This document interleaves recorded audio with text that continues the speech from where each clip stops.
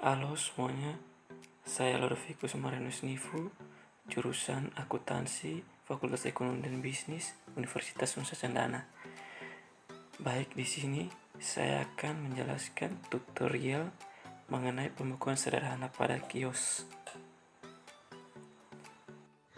Baik, sebelumnya saya akan menjelaskan mana yang termasuk pemasukan dalam pembukuan dan mana yang termasuk pengeluaran dalam pembukuan.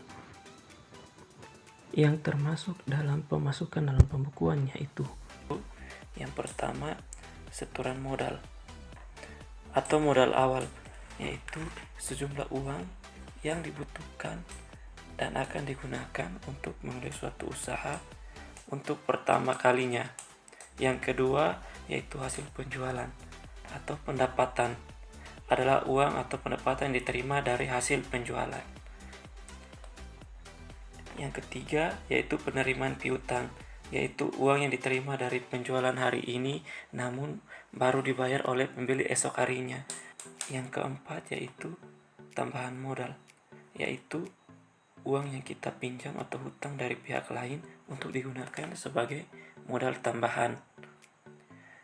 Yang selanjutnya itu yang termasuk pengeluaran dalam pembukuan, yaitu yang pertama pembelian, yaitu mengeluarkan sejumlah uang untuk memperoleh sesuatu yang dibutuhkan seperti peralatan dan perlengkapan. Yang kedua itu biaya, yaitu sejumlah uang yang dikeluarkan untuk kebutuhan yang menunjang keberlangsungan usaha.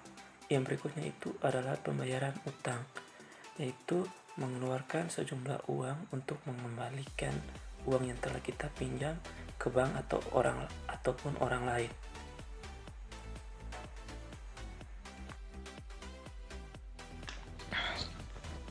Tentunya untuk pembuatan pembukuan sederhana tentunya harus ada sebuah transaksi. Di sini bisa dilihat ada transaksi kios 3 bersaudara selama 1 minggu. Di sini pada tanggal 1 ada modal awal sebesar 500.000, pembelian perlengkapan kios sebesar 4.000, biaya transportasi 30.000, biaya listrik 50.000, hasil penjualan 325.000. Pada tanggal 2 pembelian stok pulsa sebesar 200.000, penerimaan piutang 150.000, hasil penjualan 400.000. Pada tanggal 3 pembelian perlengkapan kios 380.000, biaya transportasi 30.000, hasil penjualan 350.000. Pada tanggal 4 ada tambahan modal sebesar 200.000, hasil penjualan 375.000. Pada tanggal 5 pembelian perlengkapan kios 375.000, biaya transportasi 30.000, pembelian stok pulsa 200.000, hasil penjualan 450.000. Pada tanggal 6 hasil penjualan 390.000, penerimaan piutang 100.000.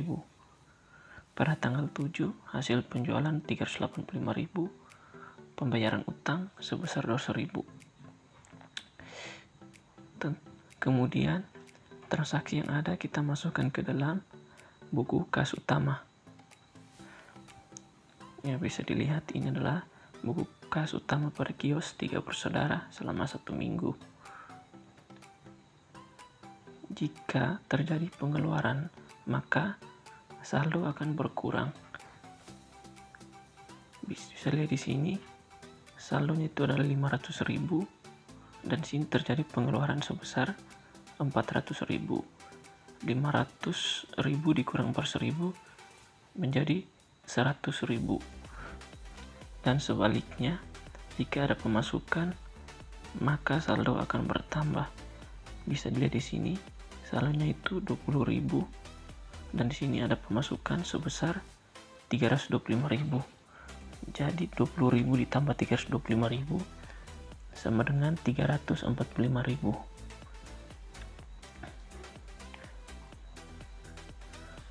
Untuk mengetahui keuntungan atau kerugian, perlu dibuatkan sebuah laporan laba rugi, di mana laporan laba rugi bisa dibuat harian, mingguan, maupun bulanan.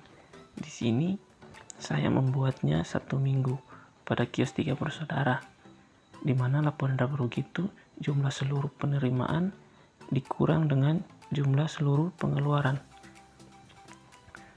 Jumlah penerimaan di sini pada 1 minggu itu sebesar 2.925.000 dan jumlah pengeluaran di sini sebesar 1.895.000. Jadi di sini kita kurangkan jumlah penerimaan sebesar 2.925.000 dikurang dengan jumlah pengeluaran sebesar 1.895.000. Dan di situ kita akan mengetahui laba atau keuntungan bersihnya, yaitu sebesar 1.030.000.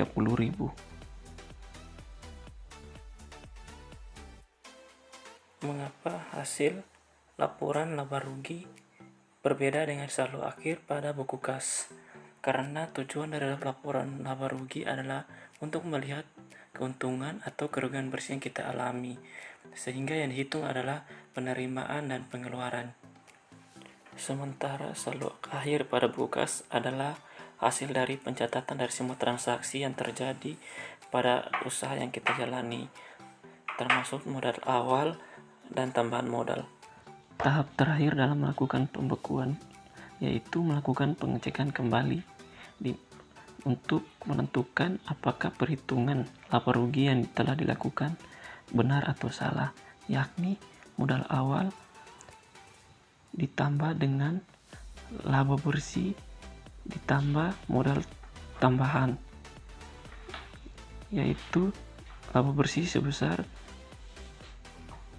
1.030.000 ditambah dengan modal tambahan 200.000, yaitu hasilnya 1.230.000 ditambah dengan modal awal sebesar 500.000 dan hasilnya itu 1.730.000.